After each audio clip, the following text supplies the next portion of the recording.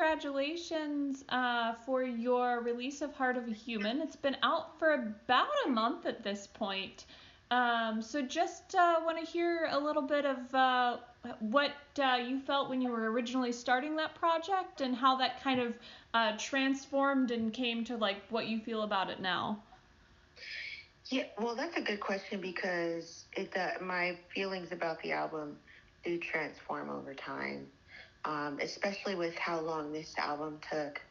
We were writing and producing and pulling stuff together for maybe, I'd say, like a year, a little over a year. So that's what people are hearing. And I don't think there was one song on the album that I wrote while I was married. And I got married last August on the 22nd. So there has just been so much time that has gone into this album and getting it finished and wrapping it up, so many life experiences.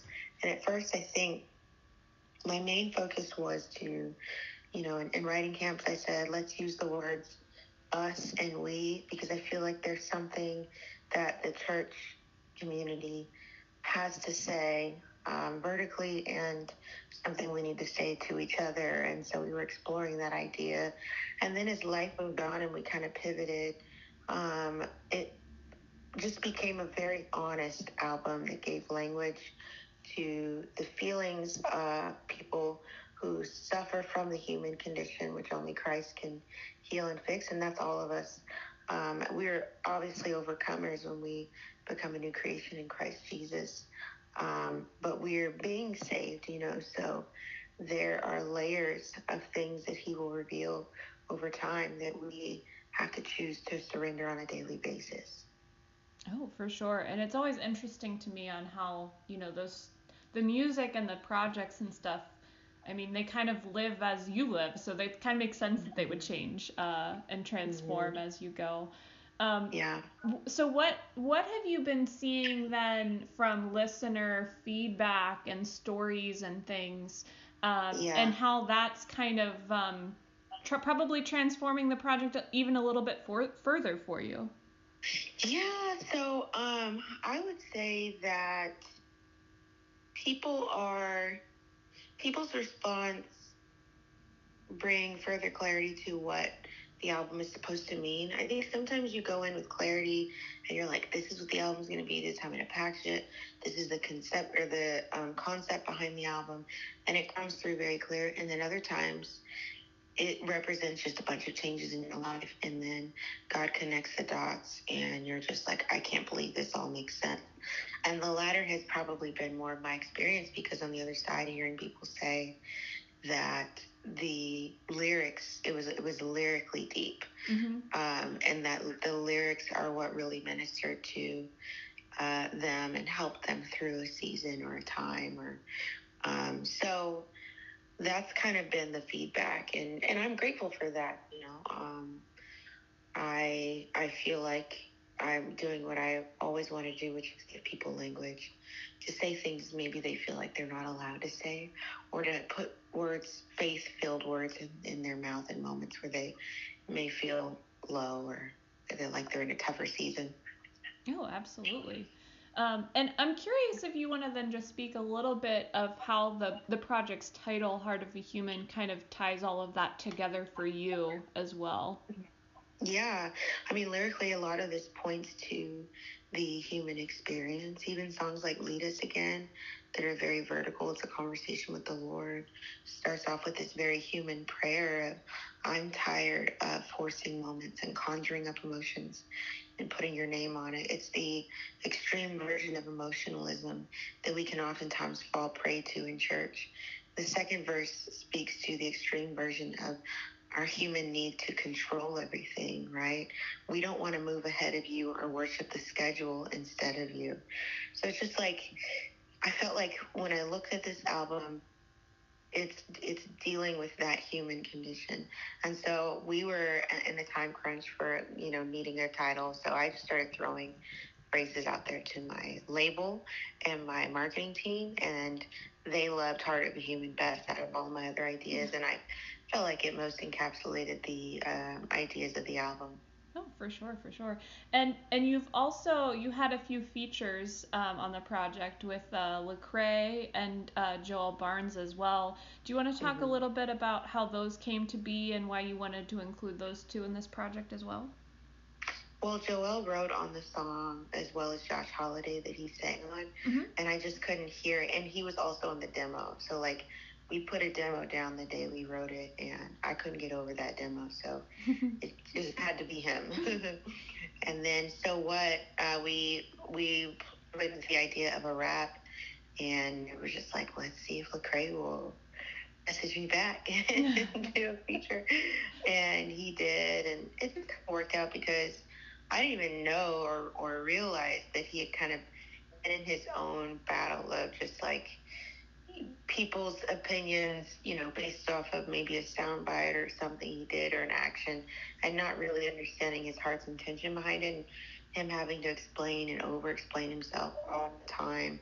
Just in this last, year and a half, he's kind of been, in the hot seat a lot, and so I just felt like it was even perfect with that for him, just being able to get that off his chest and talk to the people who they take ownership relationally where they have not sown, and feeling like they can critique him at a level that they haven't earned. So anyway, I love both of those features, and I'm glad I got to work with them. Oh, for sure, for sure. And I know that in addition to the actual music and the album that you put out, you've also been releasing different videos to kind of go along with some of the tracks. How do you kind of pair the visual component with the music and try to like keep the artistry and the different pieces connected? I'm so sorry. Can you ask that question? How do I what? I'm just curious how you like to pair different like visual components as well with the music to try to continue the story just in different ways of artistry. I mean, that's just one of those things that you kind of take a chance on with your team. I am not doing this on my own. Fair. The packaging, the packaging, like I said, the title, my label chose it out of, different titles that I sent. And then they used pictures from the photo shoot, and we talk back and forth and converse about which one I like best. And then they start sending ideas of how to display the cover art and what most would encapsulate the heart of a human, or I would say help someone what paints the full picture of a heart of a human through those eyes. And so it's just a lot of back and forth, and you just hope it all works. Yeah, you know what I mean? We're just doing the best that we can. I think if there's anything that I do give voice to, it's the colors, because there are a lot of moments where emotions, to me, sorry, I just sat up and I'm pregnant and it's hard to do that right now.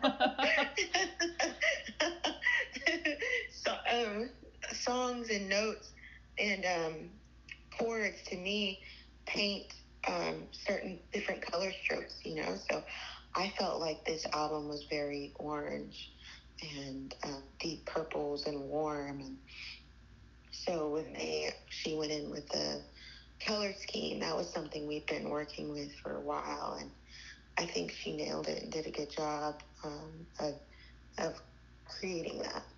Oh, for sure. And to pivot a little bit away from the new music, I know you also got to be one of the performers over the Stellar Awards weekend earlier, I think it was last month, earlier this summer. So do you want to just talk a little bit about that experience? Yeah, I mean, so I wasn't at the actual awards. I was there for the weekend, and so I just performed at different events, and I got a Trailblazer Award from it's actually right here, National Association of Gospel Radio, so that was really cool. And then I made an appearance at the pre-show, which was fun. And I don't know, for me, it just feels like family reunion.